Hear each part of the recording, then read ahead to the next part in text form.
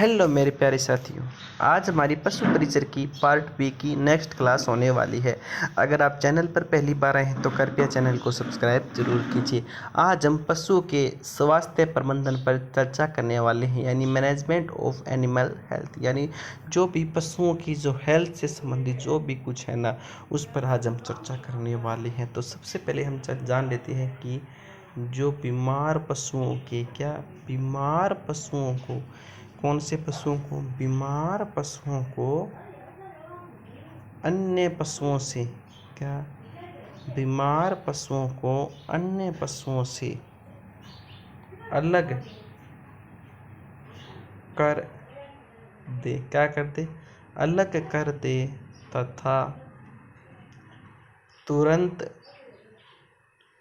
उनकी चिकित्सा का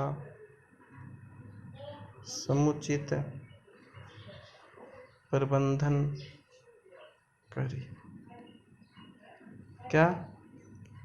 कि जितने भी बीमार पशु हैं ना, कौन से पशु, जितने भी बीमार पशु हैं, तो उन बीमार पशुओं को अन्य पशुओं से, जो सही पशु है तो उन अन्य पशुओं से उन बीमार पशुओं को अलग रख दे तथा उनकी चिकित्सा का समुचित प्रबंध करे। यानी जो बीमार पशु हैं उनकी जो चिकित्सा का प्रबंध करे और डॉक्टरों का पता कर उसका इलाज करवा दीजिए। करवा दीजिए? इलाज करवा दीजिए। फिर है पशुओं को समय समय पर जो भी पशु है ना, तो पशुओं को समय समय पर टाइम पर रोगों से बचाव के लिए, रोगों से करने के लिए, रोगों से बचाव के लिए टीके लगवाने चाहिए। लगवाने चाहिए? टीके लगवाने चाहिए। लगवाने चाहिए? टीके लगवाने चाहिए। फिर है बीमार पशुओं तो हमने देखा कि जो पशु है ना, जितने भी पशु हैं, तो उन पशुओं को समय समय पर पशुओं को समय समय पर रोगों के जो भी रोग आते रहते हैं ना, तो उनको बचाव के उनके टीके लगवा देने चाहिए। यानी जैसे पहले कुछ समय पहले जो लिम्पी रोग आया था ना, उसके टीके लगे थे ना, उसी प्रकार जितने भी जो रोग आते हैं ना, तो उन सभी के टीके लगवा लेने चाहिए ताकि आपके पशु सुरक्षित रह सके। आपके पशु सुरक्षित रह सके, उनको किसी भी प्रकार की समस्या का सामना न करना पड़े। फिर बीमार पशुओं के चारे पानी के बर्तन आदि अलग रखें। यानी जो भी बीमार पशु है जो भी बीमार पशु है, तो उन बीमार पशुओं के चारे पानी के जो बर्तन है चारे पानी के जो बर्तन है ना, तो उन बर्तनों को अन्य पशुओं से अलग रखें। रखें? अन्य पशुओं से अलग रखें। किनको अलग रखें? जो बीमार पशु है ना। कौन से पशु? बीमार पशु। तो बीमार पशुओं के जो भी बर्तन है जो भी बर्तन है ना, तो उन बर्तनों को अन्य पशुओं से अलग रखें। रखें? अन्य पशुओं से अलग रखें, ताकि जो दूसरे पशु अगर उस बर्तन से खाना खाएंगे या फिर उस बर्तन से चारा खाएंगे, तो हो सकता है कि वह रोग उस दूसरे पशु को भी लग जाए। तो आपको इस बात का ध्यान रखना होगा कि जो भी बीमार पशु है ना, तो बीमार पशु के जो भी बर्तन है ना, तो उन बर्तनों को अलग रखना चाहिए। रखना चाहिए? अलग रखना चाहिए। यानी बीमार पशुओं के चारे के बर्तनों को अलग रखना चाहिए। फिर आगे क्या है? पशुपालक को पशुओं के सामान्य बीमारियों एवं औषधियों की जानकारी होनी चाहिए। यानी जो भी पशुपालक है, तो पशुपालक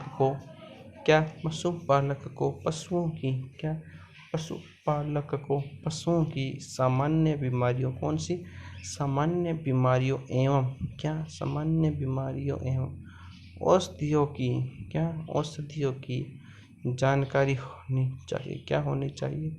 जानकारी होनी चाहिए, ताकि छोटी छोटी बीमारियों के लिए ताकि छोटी छोटी बीमारियों के लिए चिकित्सक के पास जाने में समय, श्रम और धन का दुरुपयोग न हो।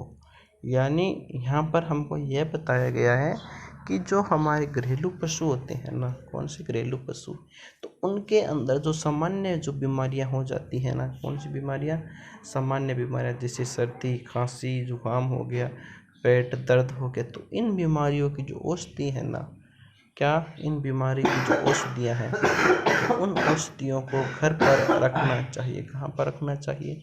घर पर रखना चाहिए, क्योंकि जब भी जो हम चिकित्सक को बुलाते हैं ना, तो उस समय तो समय और समय के साथ साथ धन का भी खर्चा अधिक आता है।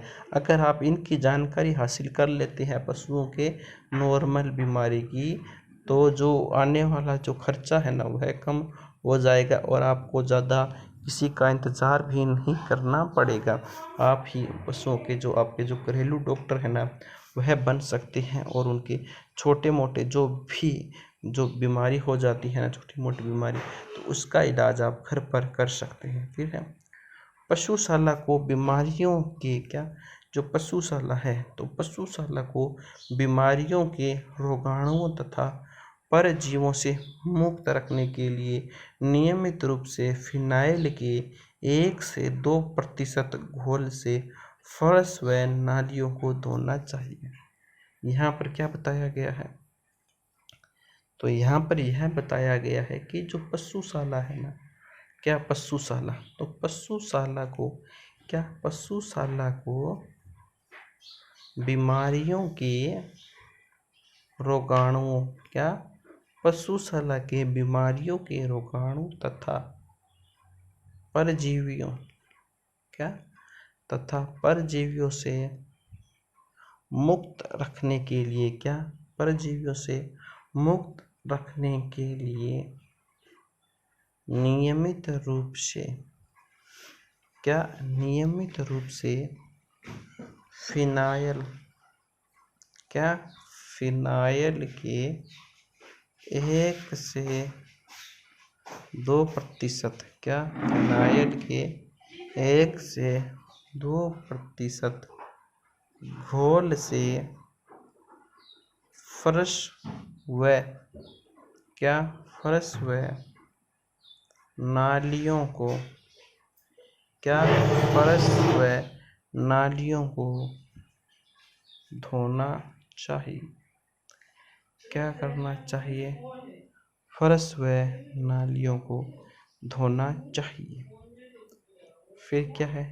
पशुओं को स्वस्थ रखने के लिए, क्या, पशुओं को स्वस्थ रखने के लिए उनके व्यायाम की समुचित व्यवस्था का प्रबंध होना चाहिए।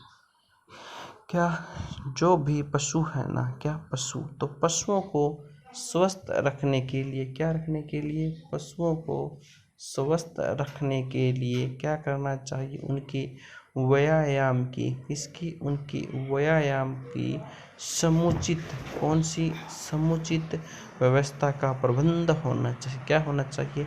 समुचित, कौन सी, समुचित व्यवस्था का प्रबंध होना चाहिए। फिर है प्रजनन प्रबंध। प्रजनन प्रबंध है, यह क्या है? अब हम चर्चा कर लेते हैं। तो सबसे पहले जो देसी गायें होती हैं, कौन सी गाय? देसी गाय, तो वह 24 माह से 36 माह में प्रथम गर्भाधारण करती है। कब? 24 माह से लेकर 36 माह तक प्रथम गर्भाधारण करती है। और फिर जो संकर गाय होती है ना, कौन सी गाय? संकर गाय। तो संकर गाय जो होती है ना, वह 16 से 24 माह के समय, कब? 16 से 24 माह के समय जो प्रथम गर्भाधारण है ना, वह प्रथम गर्भाधारण करती है। फिर है भैंस। तो भैंस भी 24 से लेकर 30 माह तक प्रथम गर्भाधारण करती है। फिर गर्भित की पुष्टि 2 माह बाद करते हैं। यानी अगर पशुओं की जांच करवानी है कि वह पशु सकती है या नहीं, तो उसकी जो पुष्टि है वह 2 महीने के बाद चिकित्सक के द्वारा कराई जा सकती है। पशुओं के ब्याने के 60 से 90 दिन बाद गर्भित करवाया जाता है। यानी जब पशु ब्याह जाता है तो उसके 60 से 90 दिन के बाद ही वह उसको गर्भित करवाया जाता है। अगर किसी कारण से पशु गर्भित नहीं हो रहा है तो डॉक्टर की सलाह लेनी चाहिए और उनको टीके या फिर अन्य कोई दवाइयाँ देकर उसको मध्यकाल में लाकर उसको गर्भित किया जाना चाहिए। फिर है पशु को मध्य में आने के 12 से 18 घंटे बाद गर्भित करवा देना चाहिए। यानी अगर पशु मध्यकाल के अंदर आ गया है तो उसको 12 से 18 घंटे के बाद गर्भित उसको करवा देना चाहिए। अब हम पशु और उनके जो मांस का जो नाम है ना, उस पर हम चर्चा कर लेते हैं। यानी किस पशु के मांस को क्या कहा जाता है। तो सबसे पहले आता है गाय। गाय के मांस को बीफ कहा जाता है। जंगली सुअर के मांस को ब्राउन कहा जाता है। भैंस के मांस को बफन फ्लैश केरा बीफ कहा जाता है। हिरन के मांस को वेनिसन कहा जाता है। भेड़ के मांस को मटन कहा जाता है। कुक्कड़ मुर्गी के मांस को टेंडर कहा जाता है। बकरी के मांस को चेवन कहा जाता है। बगियाकृत नर मेमना है उसको क्या कहा जाता है, तो उसको विंडर कहा जाता है। मुर्गी के मांस को चिकन कहा जाता है। बछड़ा के मांस को विल कहा जाता है। सुअर के मांस को पोरक या बैकन या फिर अम्लीय कहा जाता है। उसके बाद यौनावस्था पर भी ध्यान कर लेते हैं। तो जो बकरी की जो यौनावस्था होती है ना, वह 12 माह की होती है। भेड़ की जो यौनावस्था होती है वह 9 से लेकर 12 माह तक की होती है। भारतीय गाय की जो यौनावस्था है वह 24 से लेकर 36 माह तक की होती है। जो संकर गाय होती है वह 18 माह से लेकर 24 माह की होती है। और भैंस की जो यौनावस्था होती है वह 24 से लेकर 36 माह की होती है। और ऊँट की जो यौनावस्था होती है वह 3.5 साल से लेकर 4 साल तक होती है। तो मध्य चक्र क्या होता है, 2 मध्यकालों की शारीरिक क्रियात्मक घटन। फिर क्या है, पशु का नाम और जो इनका मध्य चक्र की जो अवधि है ना, उसके बारे में भी हम जान लेते हैं। तो गाय की मध्यकाल जो चक्रावधि है वह कितनी है, तो वह है 19 से 21 दिन बाद। ऊँट की होती है 16 दिन बाद। भैंस की जो अवधि होती है वह 21 दिन बाद। सुअर की जो होती है वह 16 दिन बाद। भेड़ व बकरी की होती है वह 21 दिन बाद। तो फिर है मध्यकाल। फिर क्या है, पशु का गर्मी में आना। मध्यकाल क्या होता है, पशु का गर्मी में आना। तो गाय है वह 10 से 24 घंटे के अंदर आ जाती है। भैंस होती है वह 12 से 36 घंटे के अंदर आती है। फिर जो भेड़ व बकरी है वह 1 से 3 दिन तक होती है। सुअर भी 1 से 3 दिन होता है। ऊँट यह 24 से 48 घंटे के अंदर होता है। तो अब हमने जो भी पढ़ा है ना, उसको हम अपनी नोटबुक के अंदर लिखने वाले हैं। तो अब हम इनको नोट डाउन करने वाले हैं। तो सबसे पहले तो आप लिख लीजिए, ये हेडिंग डाल लीजिए पशु स्वास्थ्य प्रबंधन।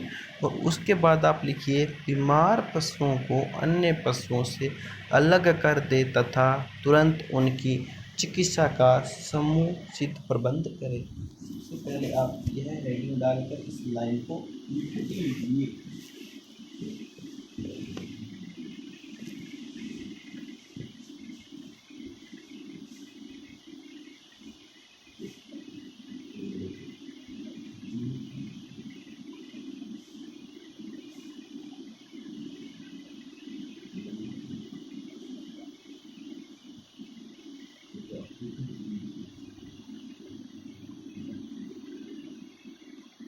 सबसे पहले आप इस हेडिंग को लिख ले, जो हमारी हेडिंग है ना, पशु स्वास्थ्य प्रबंध, मैनेजमेंट ऑफ एनिमल हेल्थ। सबसे पहले आप इसके बारे में इस हेडिंग को लिख लीजिए, उसके बाद हम आगे चर्चा करेंगे।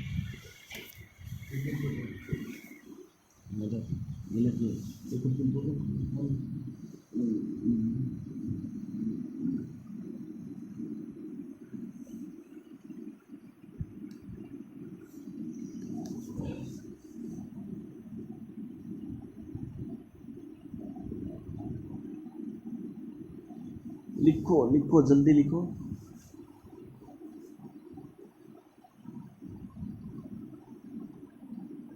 मेरा बस यही उद्देश्य है कि आपको ज़्यादा तकलीफ न हो, आप आसानी से लिख सके।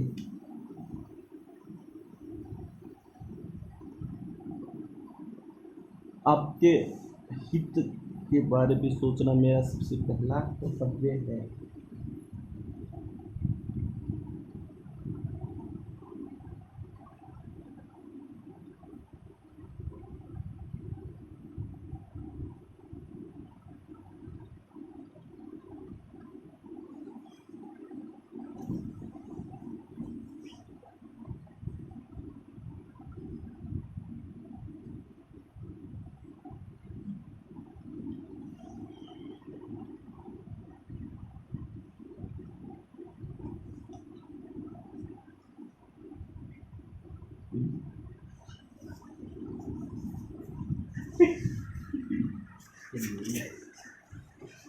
मिला।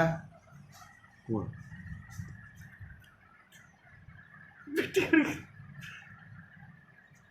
Orang tak suka bila pemerintah bau.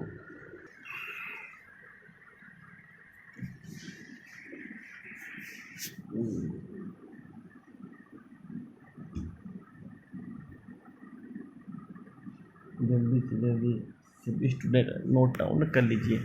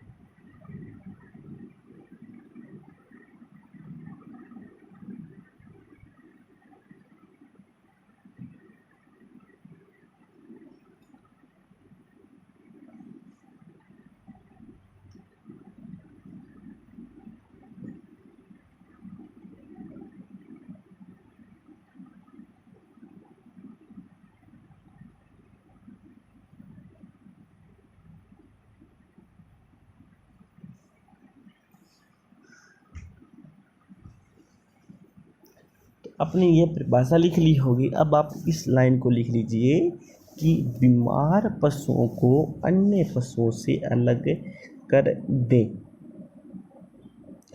तथा तुरंत उनकी चिकित्सा का समुचित प्रबंधन करें। अब आप यह लाइन लिख लीजिए।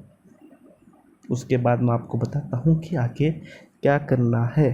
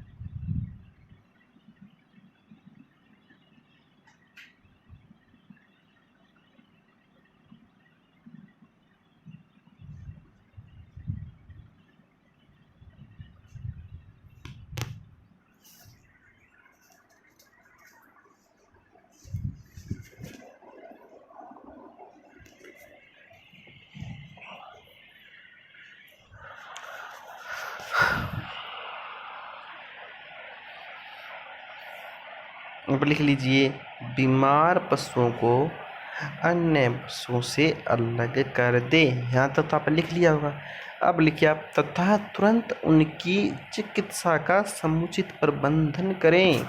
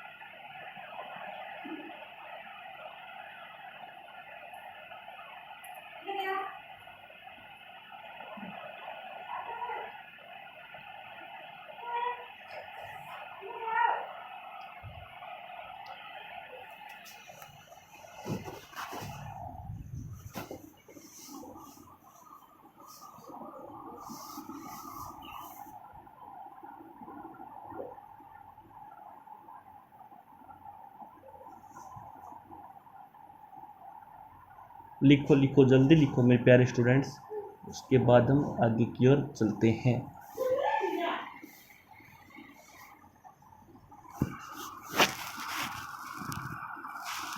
आगे हमारा हो गया पशुओं को क्या, पशुओं को समय समय पर रोगों से बचाव के लिए टीके लगवाने चाहिए।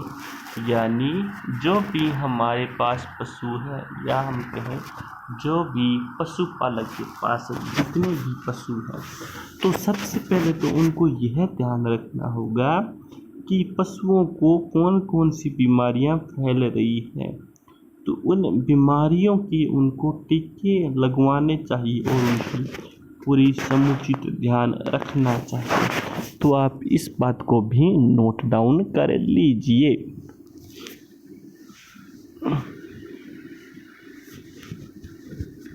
आराम से लिखिए, हमको कोई ज़्यादा जल्दबाजी नहीं है, आराम से लिखिए।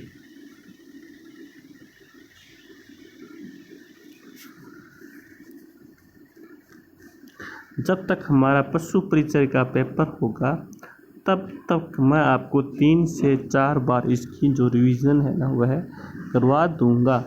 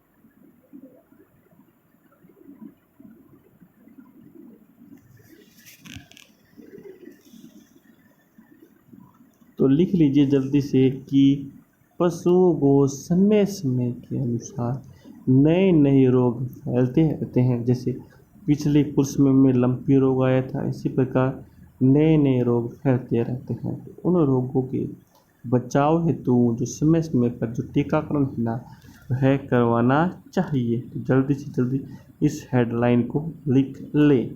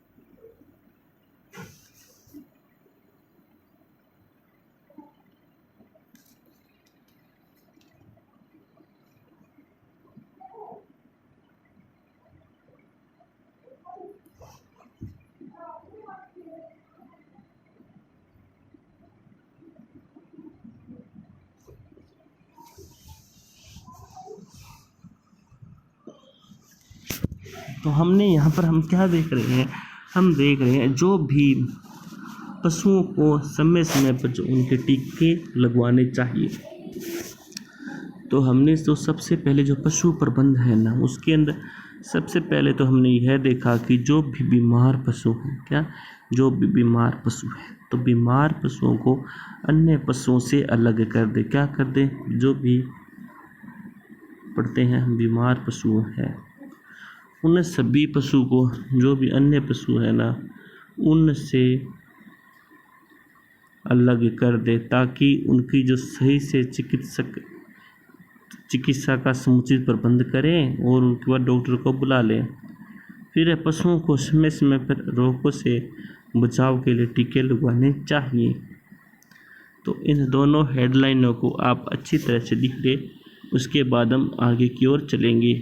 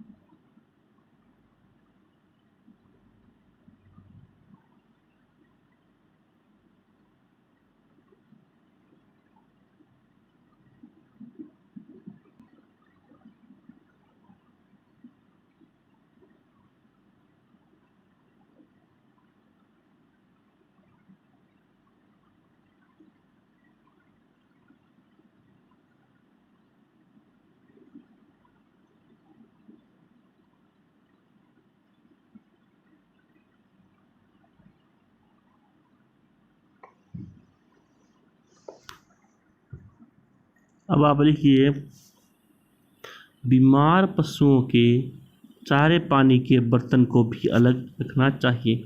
यानी जो भी बीमार पशु होते हैं तो उनके जो भी चारा पानी के जो बर्तन हैं ना, उनको अन्य पशुओं से अलग रखने चाहिए। तो इस बात को भी आप नोट डाउन कर लीजिए, यह भी हमारे लिए इसी प्रकार इम्पोर्टेंट है।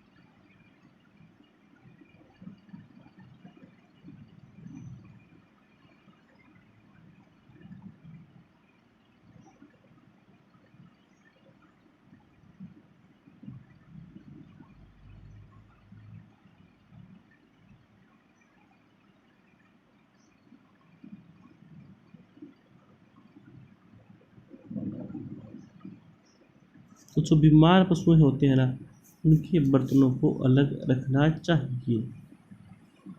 ये लाइन आप लिख ले।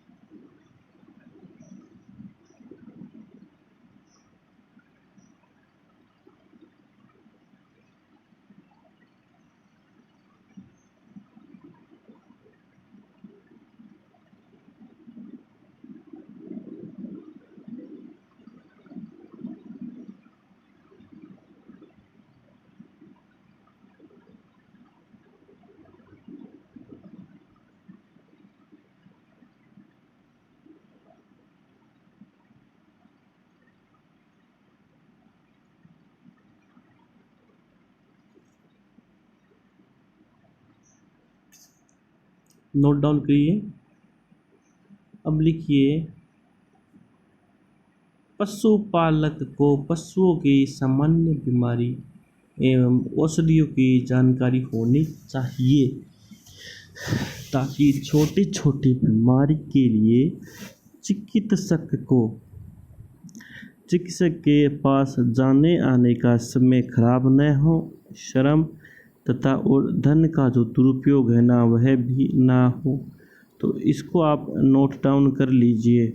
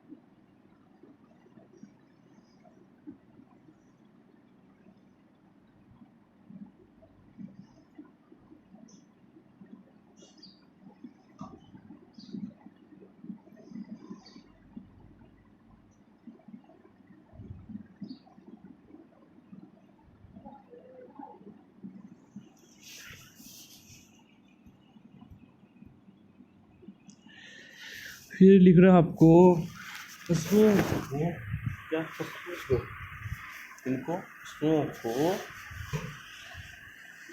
बीमारियों के बचाव हेतु क्या पशुओं के बीमारियों के बचाव हेतु समय समय पर जो भी टीके लगे उन टीकों को लगवाना चाहिए।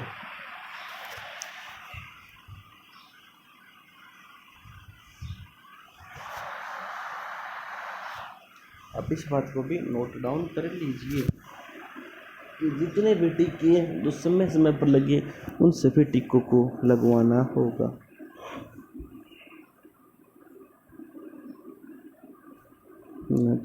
आप लिखिए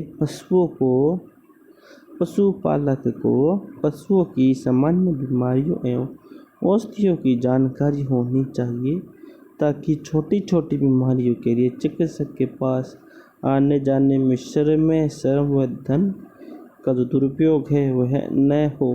तो यह भी आप जल्दी से जल्दी नोट डाउन कर लीजिए।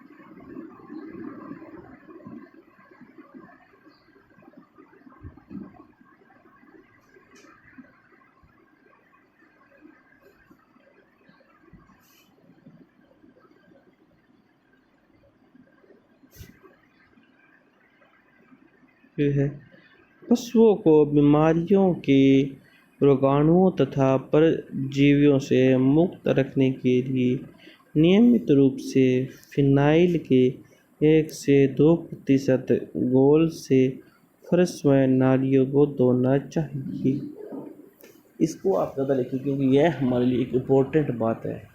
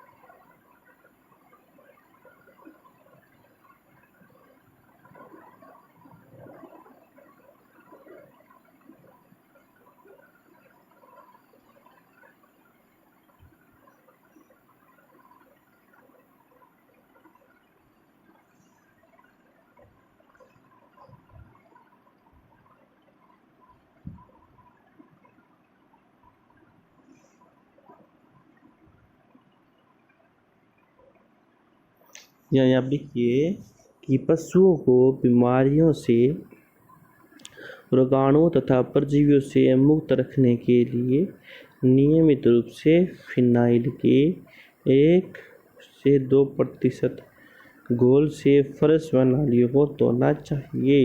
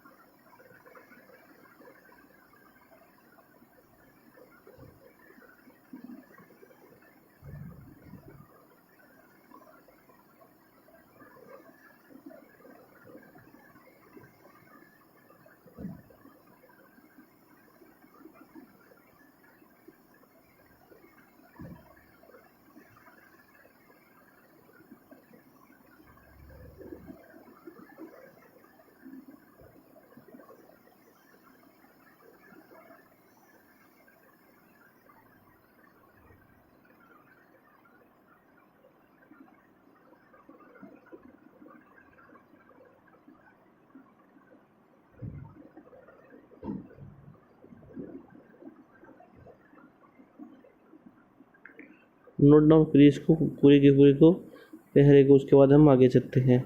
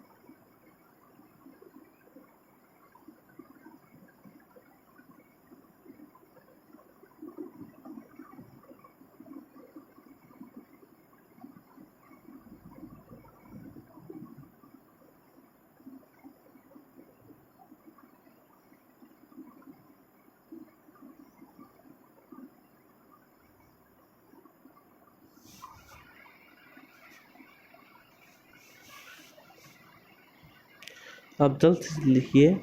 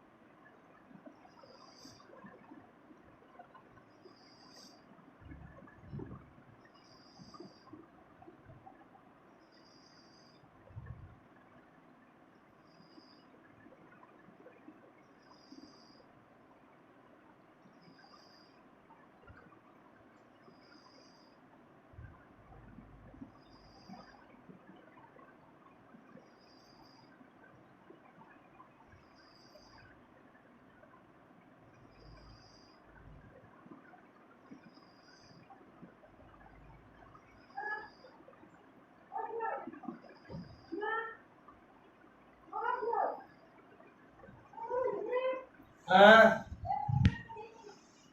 क्या देख रही?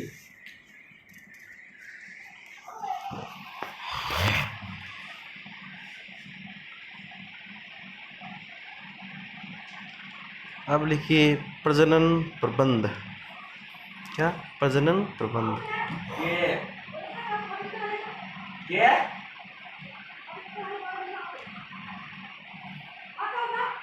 ठीक है।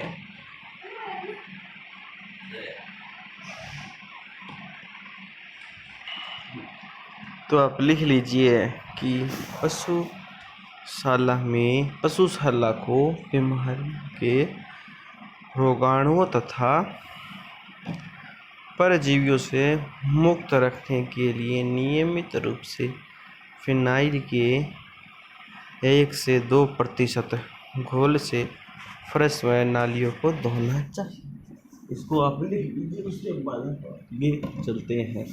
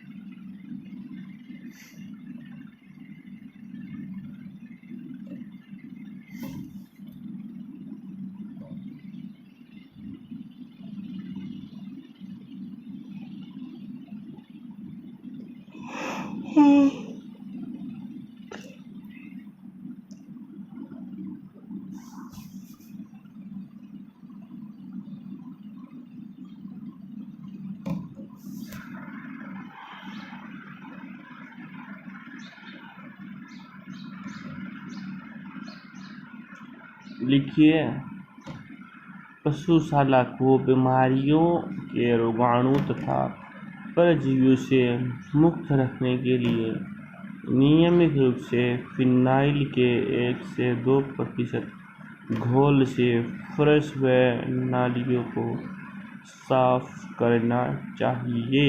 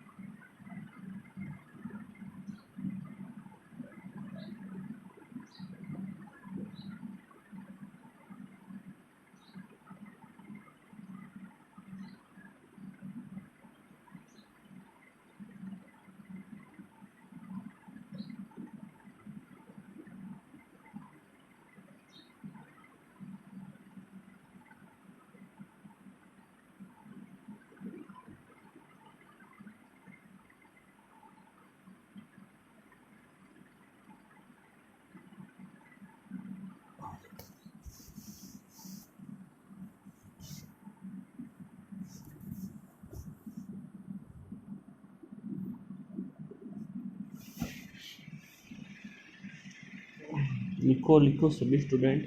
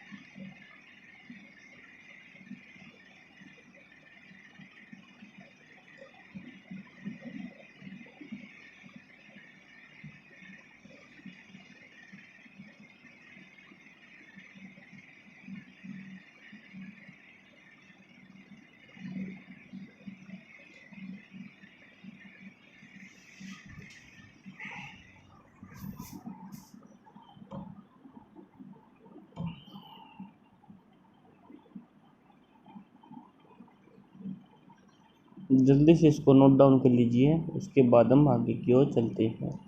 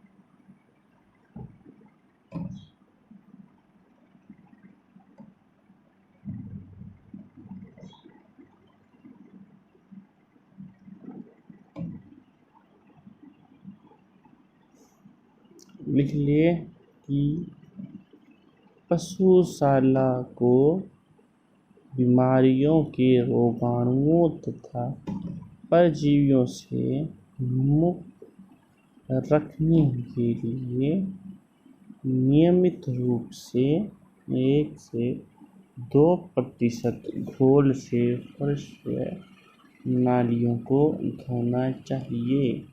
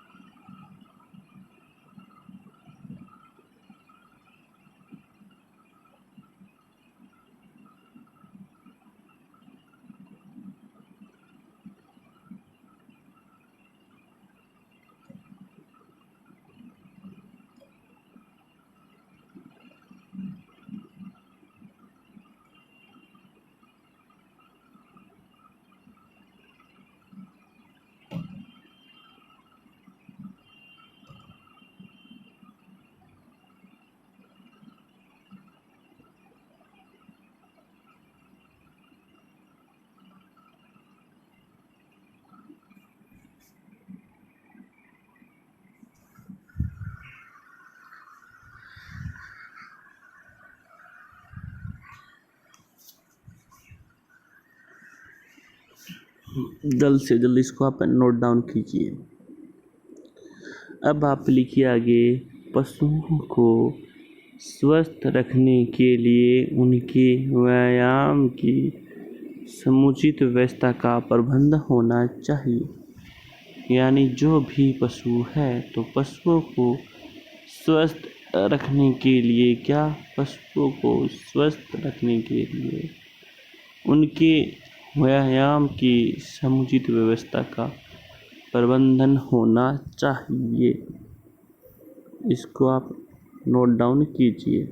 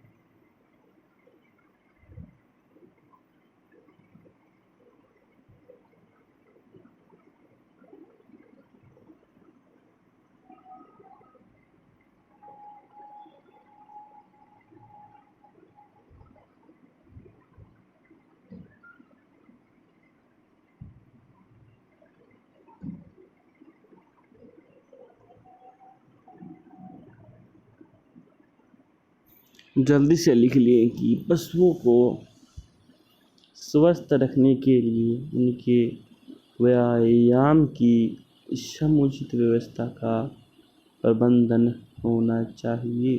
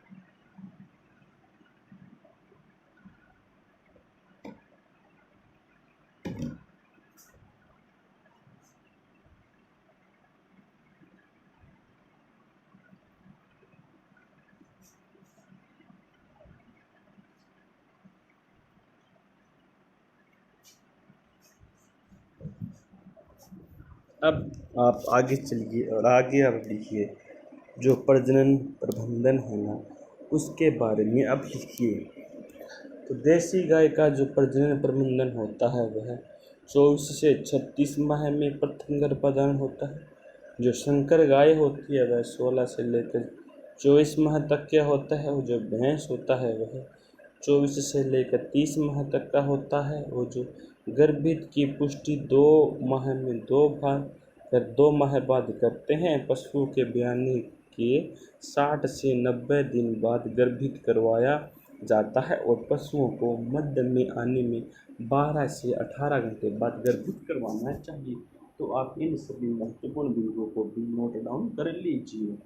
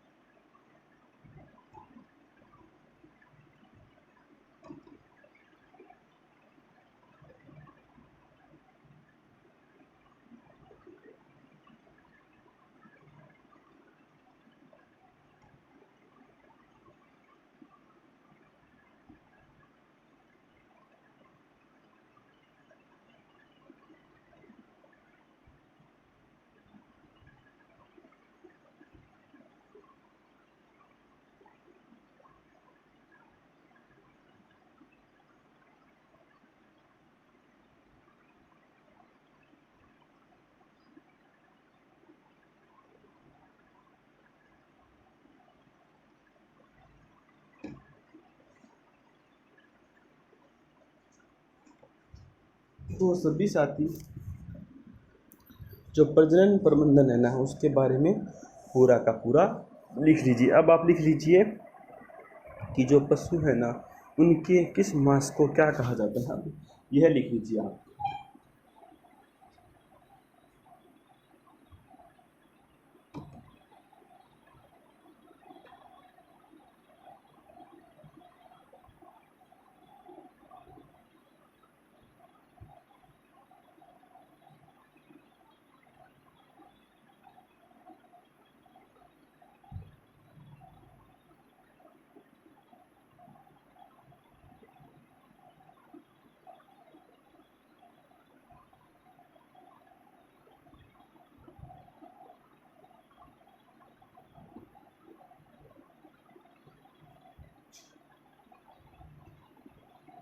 अब आप लिख लीजिए किस मास को किस नाम से जाना जाता है।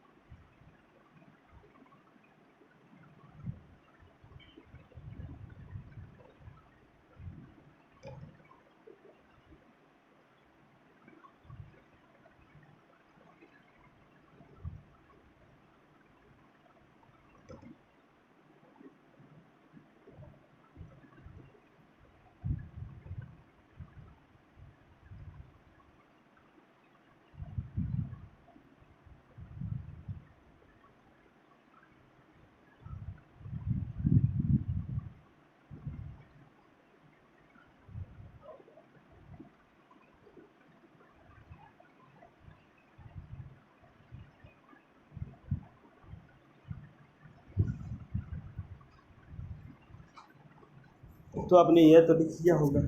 अब आप यह लिख लीजिए, यौनावस्था के बारे में लिख लीजिए।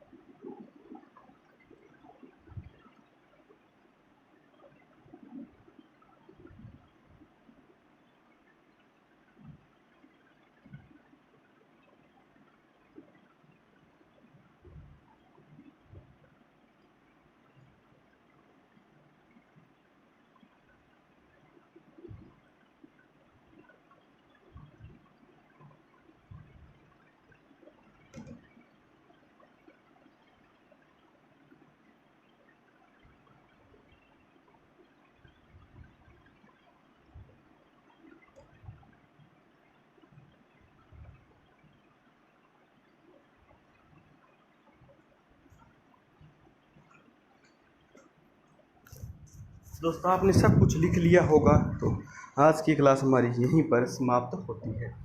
जय हिंद, जय भारत।